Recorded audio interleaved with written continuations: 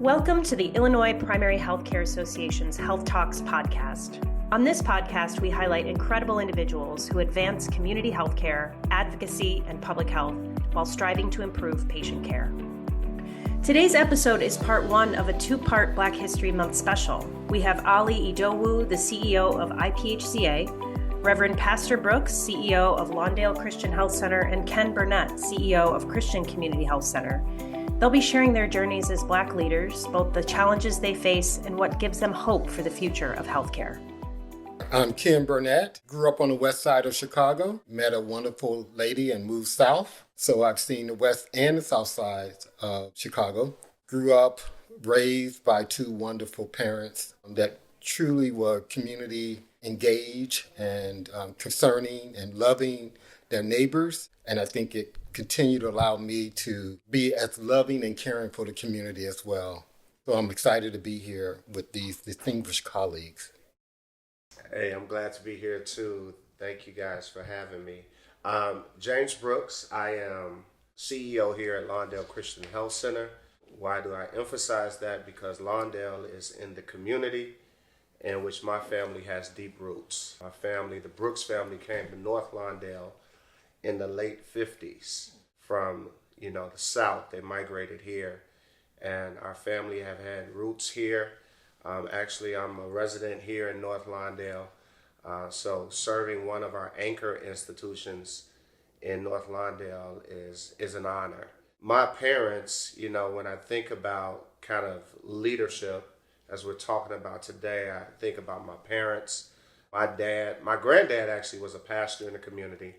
My dad was a pastor in the community, and here I am now, a pastor and a CEO in the community. My uncles and aunties own gas stations in the North Lawndale area. So from day one, I've seen what it looks like to really give back and to be a leader in our communities.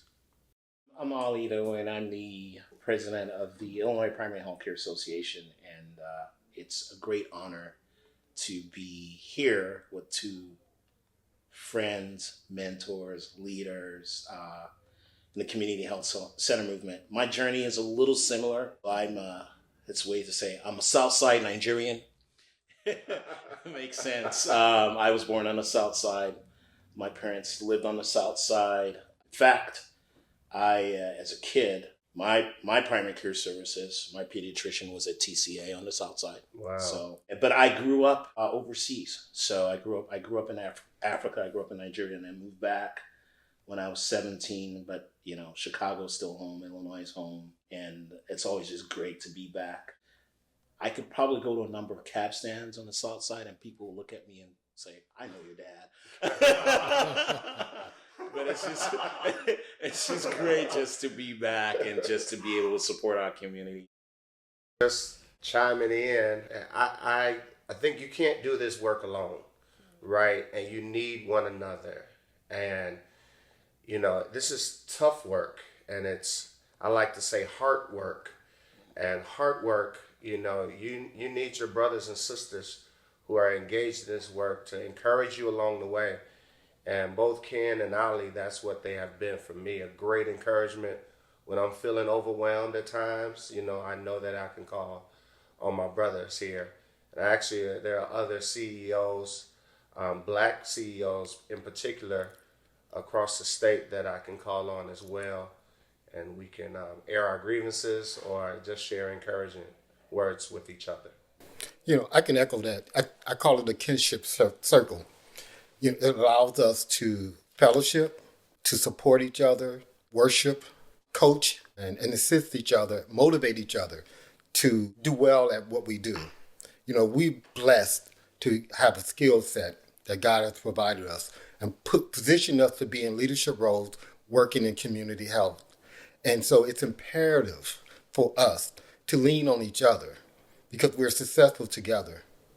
And we recognize that early on. So I can call these brothers anytime to gripe, to complain, and I'll get encouragement or get a word.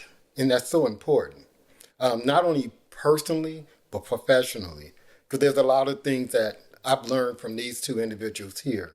Learned how to love my wife even more, love how to understand the importance of the role that I play at work. So I'm appreciative of being here and being around these guys. You know, you have all these ideas about what leadership should be, and you learn things about leadership, and until you get the opportunity, and those opportunities sometimes are far and few in between. And what's even more telling at this time of the month is we sometimes forget about the struggle it took for people like us to be in positions we're in.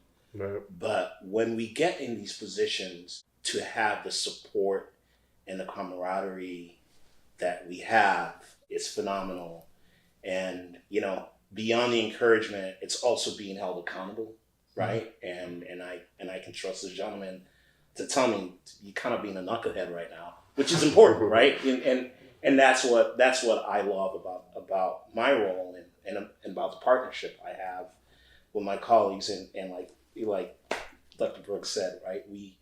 We text each other sometimes. We'll ask questions. I mean, I probably talk to Ken once or twice a week. Most times as I'm driving back from Springfield, he's driving back from the gym. But it's just that, right? How you doing? The man right next to me, Dr. Brooks, a few weeks ago, just out of the blue, sent out this Zoom message. Like, okay, everybody, we're checking in. We're doing a wellness check, and we're checking in. That is true. And you know, and we all got in. It's like 7:30 at night, and we all got in just to check in, right? That's the beauty of it. And so even on your lowest days, you know, having the support and sort of kind of, you know, he said it's hard work. It's family work too. You know, having your family lift you up. There isn't a price I put on it. It's wonderful.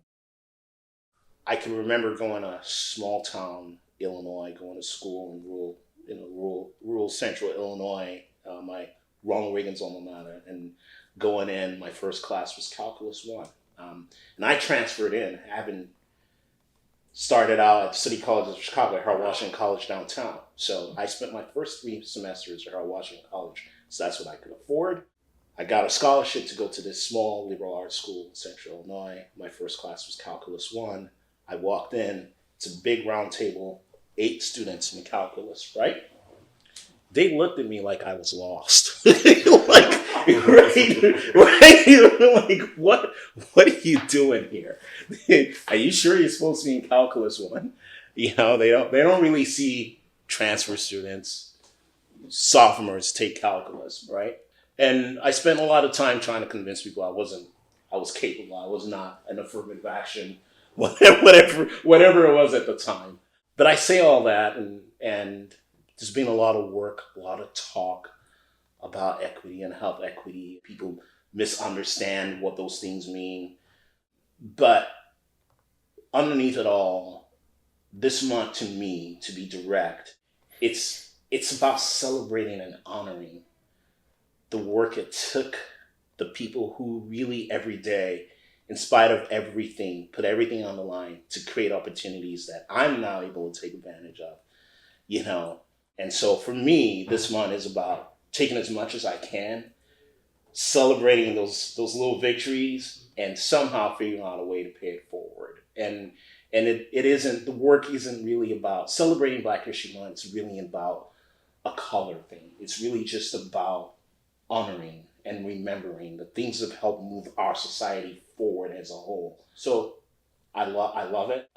It means to me just honoring that legacy of the folks who've come before us and making sure we're always constantly thinking about the future and what legacy we're leaving for those behind us. And I don't think that that's color specific, but it is nuanced in some ways. For me, I think of an African proverb that says, I am because you are, and because you are, therefore I am. It allows you to reflect on the sacrifices of our ancestors in America, the things that they were challenged with, and they overcame.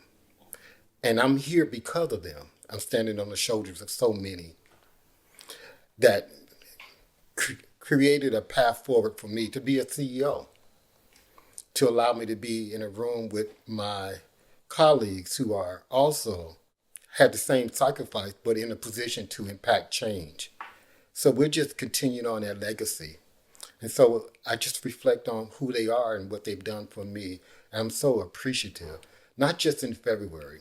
I think I'm in reflective mode every other day about what our ancestors have done for us, especially here in America. And realize that they paved the way for us, but what they endured is 10 times the struggle that we're facing today.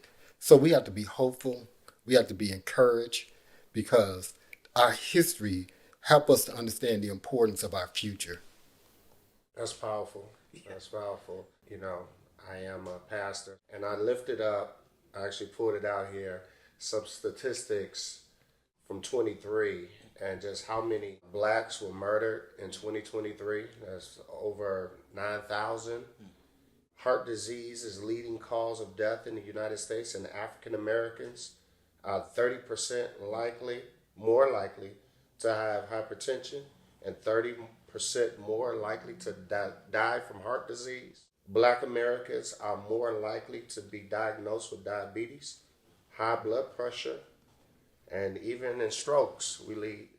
This month, what it means to me is that we get to celebrate, despite all of those negative statistics, we get to celebrate a resilient people, a people that have overcome so much, and not yet just in the past, but even right now. As I look at my neighbors, my neighborhood, every day I walk past people that are overcoming. And Black History Month to me is taking an intentional pause and celebrating the resilience of our people. We've come this far by faith, right? And you see it lived out in so many ways in our community. So that's why I celebrate Black History, and I love the month of February. But Black History Month, as throughout the rest of the year, but particularly since we're talking about Black History Month, it's a chance to counter that narrative and say, nah, there's more good in the hood, if you only knew. And let me share some more stories. I wanted to drop the mic, but I'd break the equipment. Pastor Brooks was talking about resiliency, right? And being a leader sometimes requires that. Not sometimes, most of the time. You gotta make decisions. You gotta be strategic about your decisions. You gotta think about the impact you have. I don't directly see patients, but I work for people who see patients. I work for people who serve a community, and they all have different needs and different things about what they do. And so how do I help support the work they do with all the different things I have to counterbalance? The legislature feels some way, the administration feels some way, Springfield feels this way, DC feels this way, but my members feel a different way, right? And then there's what the community really needs. So there's always that tension. I hear it all. But the way I've somehow, I think, thinking back to what he said, my mom says this, God will never bring you this far to leave you. And I believe that. And that's how I draw my strength, right? On resiliency. It's just, you know what? We can find a way. Can you find a middle ground to move forward, to make something work, and that positive intent of what you're trying to do? I think my North Star is always the support I have from my colleagues, and knowing really, at the end of the day, it's what matters to those communities we're called to serve. And as long as I keep the focus on that, I can find a little bit extra to fight again and find more courage and more strength. But when I said drop the mic, it was really because he said what needed to be said. It's about having the resiliency. One of the things I learned as a CEO is to not to allow anyone to define my Blackness, to understand who I am, and to know who I am can make a difference, and no one can compromise that, because their perception of me should not influence me to lose the core fabric of who I am, who I was raised to be, and understand the importance of that, because there's a perception of Black men. And that perception sometimes is not defined by another black male. So I want to embrace that I'm a man of God. I stand on integrity, and I lead by example. And I'm here to influence meaningful change, and I'm here to elevate others. That I don't focus on credibility. I just maintain the maintenance that's required for that integrity and that love for others. But realizing that there's a pressure on my shoulders.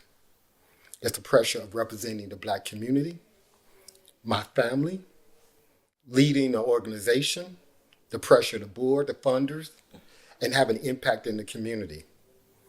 So I feel that every day, but I'm encouraged because I see the difference that I can make. And when I see another young black man or young adolescents, when they so surprised to meet a black CEO from the West Side, from the Austin community, that now lives South, that went to Chicago public schools, it gives them motivation and that they can do it as well. And I want them to understand you can do whatever you can, because whatever I have, by the blessings that I've received, you could do 10 times more than me. So as a leader, I think you lead, you influence me change, and you stay true to the core of who you are and dispel any perceptions that someone may have. Just stay true to who you are. And I think what you see in here are 3 strong black men who have purpose and embrace their purpose. In the midst of a storm, understand that purpose. Wow, Ken, that's powerful. That whole piece about kind of value-based leadership, letting our values kind of guide our decision-making process and who we are and how we navigate through what we call life. And I'm also reminded, as you were talking, of W.E. Du Bois, when he wrote about the double consciousness or the dual consciousness, this sense of always looking at oneself through the eyes of others, right? Not only looking at self, but wondering what others are thinking constantly. And I believe as a black male, you kind of feel that way, especially serving in an executive role like we are. People are always, their eyes are always on us. That's how I feel.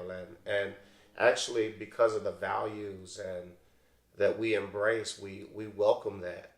I have in my office, if you guys look up, when I first took this role, my wife got me basketball. Y'all know I love basketball. Got a basketball hoop in here, but there's this statue of 2 men.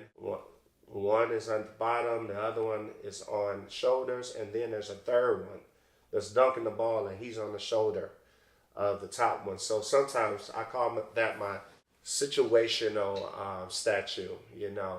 So it depends on who I'm talking about. Sometimes who's holding me up is my mom and dad. Sometimes it's my predecessors. Sometimes it's Ken and Ollie, right? It just depends on the moment. I know that I'm standing on some great shoulders.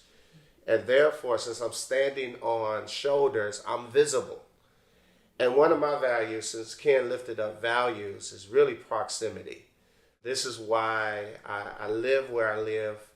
I embrace living in the community, because it's not, I don't look at the community as their community, it's my community. And therefore, the decisions I make impact my own community. And I know that I'm very visible. No matter if I'm walking down Ogden, you know, people are watching every action. Whether I'm leaning over, whether I'm sad or happy, I'm going to hear about it. Pastor Brooks, we saw you walking. You didn't look happy. Hey, I saw you walking. You look like you were, you know, having a great time. You know, people are always watching. And what an honor that is. What an honor. And I want to be a good steward of this calling, right? All Tupac, y'all excuse me, said all eyes. He said all eyes on me, right? All eyes on me, and what an honor that is. What an honor that is that I have people, younger people especially, saying, "Wow, you're a black CEO, and we're watching how you move, how you love your wife, how you treat your family, how you treat others." So I'm thankful, and this is what informs kind of my leadership path, knowing that I'm standing on great shoulders. I got a value of proximity, and then I got folks watching. The journeys of these three leaders show us the challenges faced in healthcare. Their voices are shaping what comes next. Come back for part 2 as we continue the conversation. If you enjoyed today's episode, don't forget to like and subscribe on your preferred platform. It helps us reach more listeners and create more content like this.